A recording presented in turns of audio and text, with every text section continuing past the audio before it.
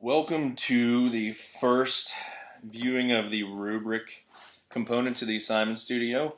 I'm working on this non-stop, so we'll see where it goes. But right now, this is at least proof of concept. This isn't generated from Drupal so much as just being hooked into Drupal at the moment.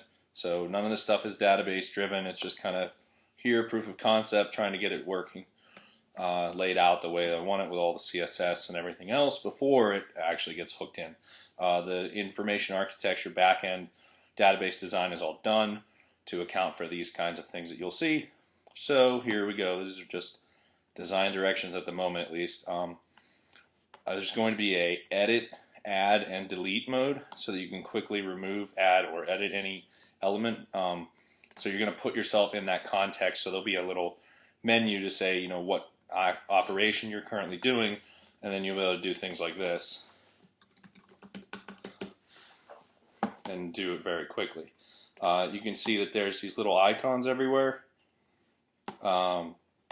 So we think of rubrics, everything's broken down into criteria, which is this top guy, the factors that make up that criteria, and then the individual columns that are your feedback.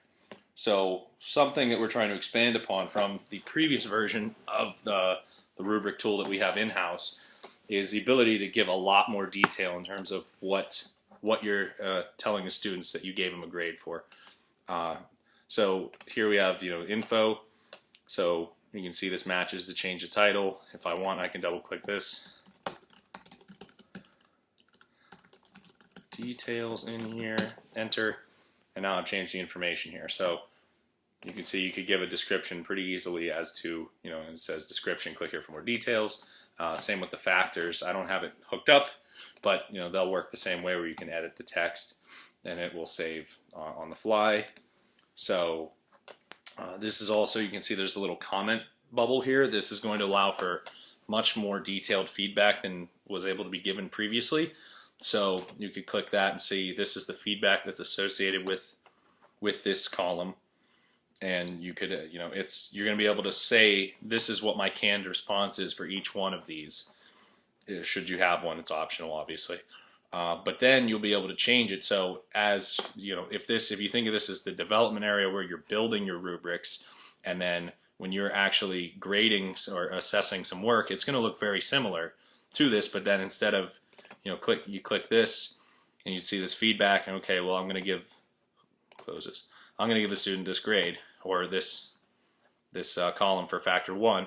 Well, it'll start to off to the right hand side. It's going to start to build out what all your feedback is. So it's going to take this text and it's going to throw it into a statement, and then you see how you can quickly go through and you're going to be able to build out what the points are that you're giving someone.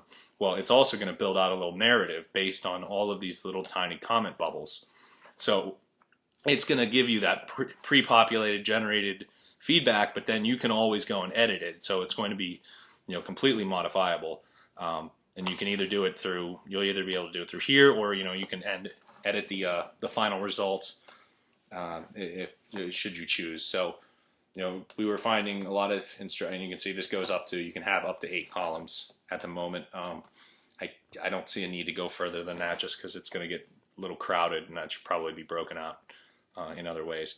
But we were finding that our instructors were leaving comments to people that were almost identical in a lot of instances. So what this is going to do, it's going to help make it personal or feel personal to the students, but it's actually 80% of the statement might be automated so that the instructor can then go in and make changes to the rest of it.